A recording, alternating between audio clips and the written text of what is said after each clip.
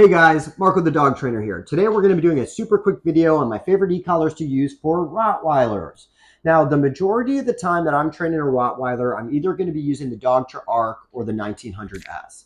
A lot of that choice is going to come down to the size of my dog and the strength of stimulation that they need, where the 1900S is a little bit bigger and stronger, and the Arc is a little bit weaker and smaller.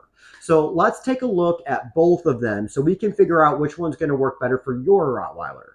Okay, guys, we've got the Dogtra Arc on the left and the 1900S on the right.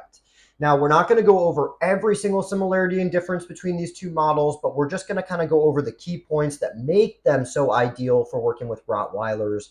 And we're going to kind of talk about some kind of key differences that may help push you towards one or the other. Okay, so both of these models are going to connect up to 3/4 of a mile. From remote to collar. They're both going to have the NIC constant and vibrate stimulation settings. They're both pretty much as waterproof as this stuff can get. And they both come with that kind of 2-hour quick charge option.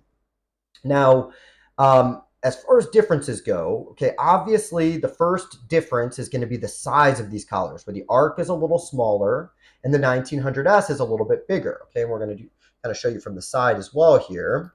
Okay, quite a bit bulkier here. But now, when it comes to working with Rottweilers, they are usually, in the majority of situations, pretty big dogs. So whenever it comes to working with really big working dogs, I am almost always going to opt for the bigger, stronger collar. Okay, so I would say the majority of the time, I'm going to recommend the 1900S for a Rottweiler.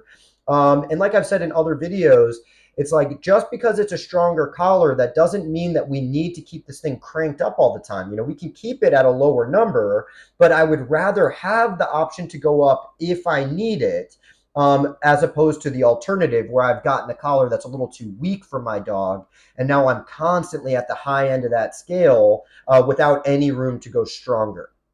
So I wanted to give both options though, because even though I use the 1900S for like the majority of the Rottweilers I work with, I have worked with a few that were just smaller and kind of calm and easygoing dogs that the Arc was plenty for them.